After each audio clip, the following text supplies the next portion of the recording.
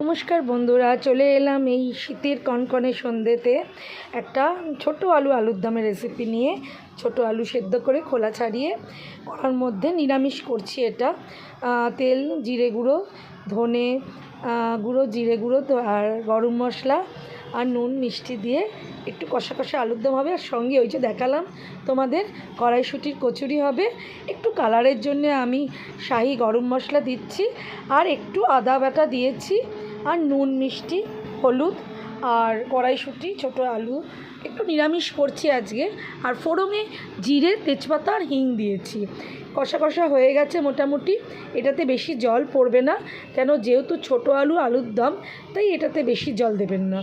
এর মধ্যে এবার আমি কষানো হয়ে গেছে, আমি এর মধ্যে গরম জল দেবো, বুঝেছেন? কেন আমি কোনো রান্নাতেই ঠান্ডা জল ব্যবহার করি না।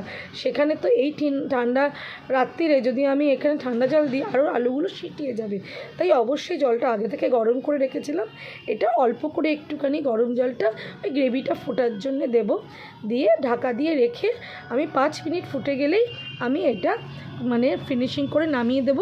তবে দুঃখের বিষয়, আমার কাছে আজকে ধনেপাতা ছিল না বলে আমি এটা অ্যাড করতে পারিনি। আর এটা নিরামিষ করেছি। নেক্সট কোনো দিন আমি এটা পেঁয়াজ রসুন দিয়ে করব। তো এটা আমি ঢাকা দিয়ে রেখেছিলাম, ঢাকা খুলে দেখলাম হয়ে গেছে। তখন গরম মশলা আর ঘি ওপর থেকে দিয়ে আমি আলুর দমটা নামিয়ে ফেললাম। খুবই সিম্পল, তোমরা সকলেই করতে পারো, বাট আমি আজকে নিরামিষ করলাম। আর ধনেপাতার অভাবটা খুব অনুভব করলাম। পরের দিন যখন করব অবশ্যই ধনেপাতা আছে কিনা ফ্রিজে চেক করে তারপরেই করব। তো আজকে রাত্রিরে জমে যাবে এই ছোট আলুর দমের সাথে কড়াইশুঁটির কচুরি। তো এইবার আমার শেষ হয়ে গেছে, আমি নামিয়ে ফেললাম। তো এইভাবে আমি আজকে আলুর দমটা বানালাম।